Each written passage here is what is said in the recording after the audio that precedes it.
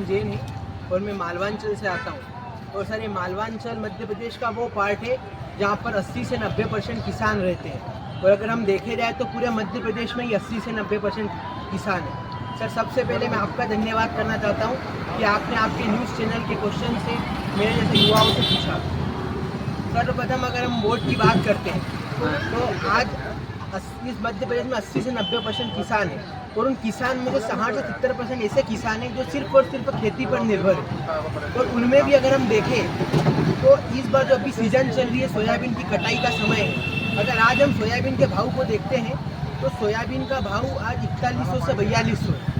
आज से 10 साल पहले 2013-14 में भी अच्छे सोयाबीन का भाव यही था। तो जो 10 साल पहले सोयाबीन का भाव था वही सोयाबीन का भाव आज है। क्या यही भाव सरकार की किसानों की आय को डबल करना था, आधा करना था? ये बात मुझे समझ में नहीं आ रही। उसका कारण ये है कि सरकार का authentic source ministry of agriculture ये कहता है कि जो एग्रीकल्चर इनपुट्स है उसमें लगातार बढ़ोतरी हो रही है। जो खाद बीज पहले लगता था उसकी जो आय है, जो लागत है, वो दोगुना हो गई है, पर किसान को भाव दोगुना नहीं मिल रहा। और ये मैं कोई व्हाट्सएप यूनिवर्सिटी का ज्ञान नहीं बांट रहा हूँ। और ये भाव क्यों नहीं बढ़ रहा है, इसका ऑथेंटिक सोर्स मैंने गूगल पे सर्च किया था। आज सभी के पास मोबाइल, आप सभी सर्च कर सकते हो कि भाई सोयाबीन का भाव क्यों नहीं बढ़ रहा है। उसका रीज़न ये लिखा हुआ आएगा कि जो सरकार के द्वारा इम्पोर्ट ड्यूटी घटा दी है, तो बाहर से सोयाबीन इतना इम्पोर्ट हो रहा है कि जो प्रदेश में डिमांड एंड सप्लाई पूरी तरह से बिगड़ गई है। उस कारण से उस किसान को उसका सही भाव नहीं मिल रहा है। और यह उस सोयाबीन की जो इम्पोर्ट शुल्क घटाने से जो बड़े बड़े उद्योगपति है, जो ऑयल डेवलपर्स है, जिनकी ऑयल की मैन्युफैक्चरिंग फैक्ट्रीज है, उन्हीं को फ़ायदा मिल रहा है।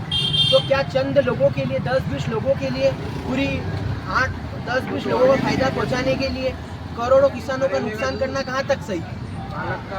और अगर सरकार इस ओर ध्यान नहीं देती है तो जरूर सरकार इस बार चली जाएगी। अभी वो अंकल बता रहे थे कि हिंदुत्व की राजनीति की बात कर रहे थे, तो मैं अंकल को बताना चाहता हूँ कि आपसे ज़्यादा हिंदू माइथोलॉजी की किताब मैंने पढ़ रखी है। मैं आपसे ज़्यादा हिंदू और सनातनी हूँ। इस देश पर सिर्फ मुगलों ने नहीं, मुगलों के साथ डच, पोर्टुगीज और सब ने राज किया है। लेकिन किसी के भी माई के लाल में ताकत नहीं थी कोई हिंदुत्व को खत्म कर सके और आगे हिंदुत्व को खत्म कर पाएगा, क्योंकि it is adamant and inevitable. Hindutva को कोई खत्म नहीं कर सकता। यह तो मुख्य मुद्दों से भटकाने के लिए है। इसीलिए मैं आपने ये सवाल पूछा कि किसे वोट और क्यों देना चाहिए। सबसे पहले आपके न्यूज़ चैनल का बहुत बहुत धन्यवाद, आभार।